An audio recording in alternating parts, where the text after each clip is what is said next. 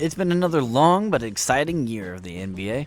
We saw some incredible games, we saw some incredible performances, and now that the regular season is over, it is time to award those who were the best in the regular season.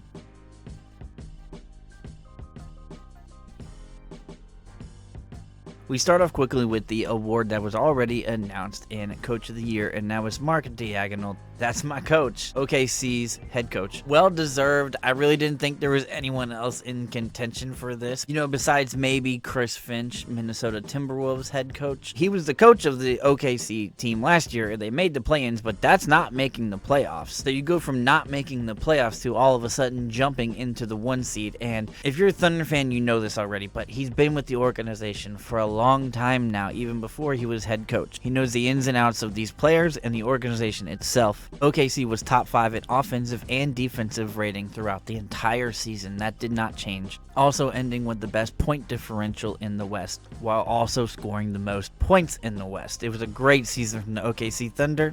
Yeah, well deserved. Moving on to Defensive Player of the Year, and Defensive Player of the Year to me should go to Victor Wembanyama. I mean, his stocks are insane, and everyone kind of knew that his team wasn't going to be very good this year, but yet he was amazing, phenomenal on defense, and he's in his rookie year, so that means he's only going to get better at defense. It should be Wemby, but I understand if you want to give it to a top defensive team that has been at the top all year in Rudy Gobert. This would give Rudy Gobert 4 Defensive Player of the Years if he does win it, which would tie him for the most of all time. Even though Gobert has been one of the best defensive players to ever come to the NBA, Wemby is already better in my opinion. So there's not too much, you can debate about defensive rating and all that, but it comes down to your team rating, especially when it comes to plus minus. My pick is Wemby, but I think the NBA is definitely going to go with Gobert.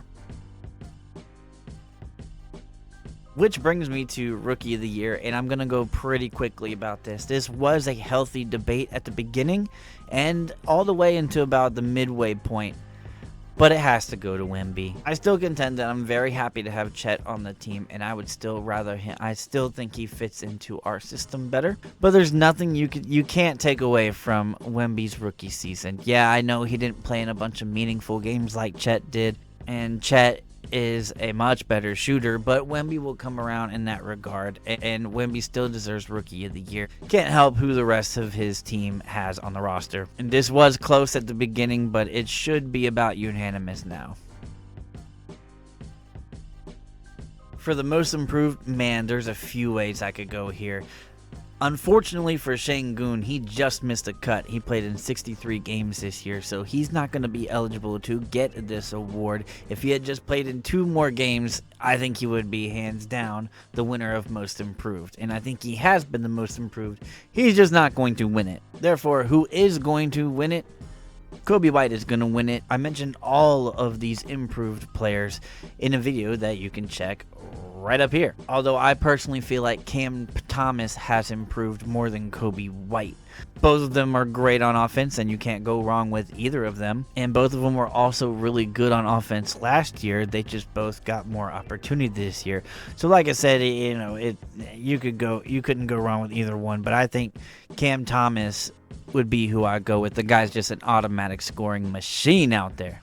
I want to give some love, though, to Jalen Duren. I think Jalen Duren has been one of the only bright spots in Detroit. Sixth Man of the Year goes to Malik Monk, and even though he is going to be out, he did get to play in 72 games this year, too. So I believe he hadn't missed a game up until that injury. The importance of Sacramento having a guy like Malik Monk come off the bench who is really a starter by all accounts. I mean, it's huge. It's huge. If they're not going to go with Monk because of the injury, then I think it should go to Bobby Portis. Bobby Portis has had some great stats again this year. He was in the running last year, but fell short. Say he had started with the Hornets at the beginning of the year, I think Vasily Micic would have been Sixth Man of the Year. I think he's going to be a good player, guys. Nas Reed deserves some recognition too, but I think Portis and Monk had built a better resume. If you had to choose one of the guys to represent your team for the next decade, which one are you choosing? I'm going with Monk, and I'm making him a starter depending on how good my team is. That's for damn sure.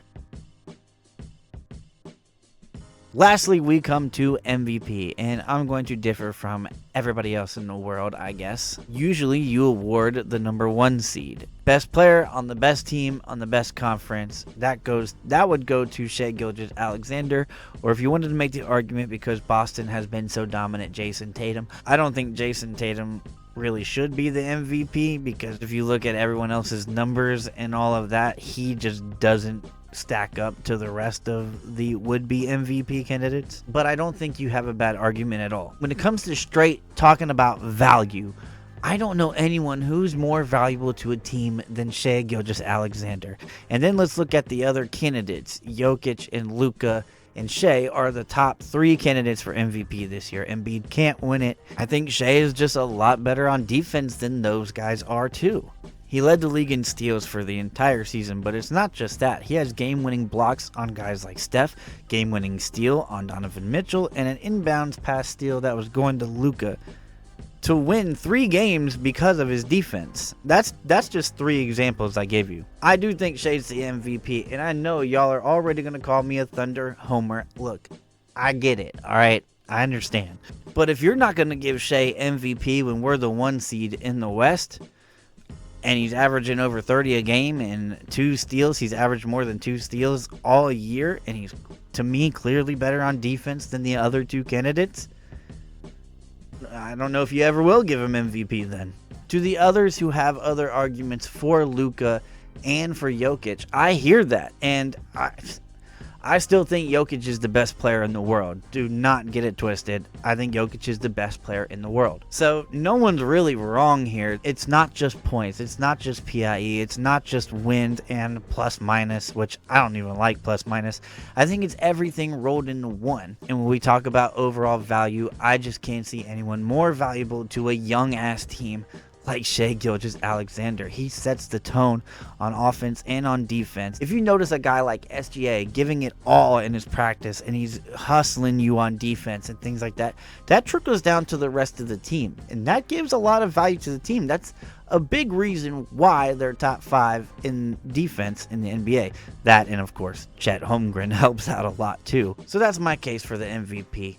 Who do you got at MVP and all the other awards? Please let me know. We can get into a healthy debate about this. And again, I don't think any of the top 3 candidates are wrong. I don't think Luka is a wrong choice, and I don't think Jokic is a wrong choice. Anyways, be sure to let me know in the comment section below what you think about these awards for the 2024 season. And the best comment will win. I will pin you, and I will talk about your comment in the next video. We've got a lot of playoff predictions to go over, and I can't wait to give you my picks, and I want to hear your picks on that as well. That should be coming out in a few days once the play-in games are over. But I'm Ty from America Sports, and you'll catch me in the next one.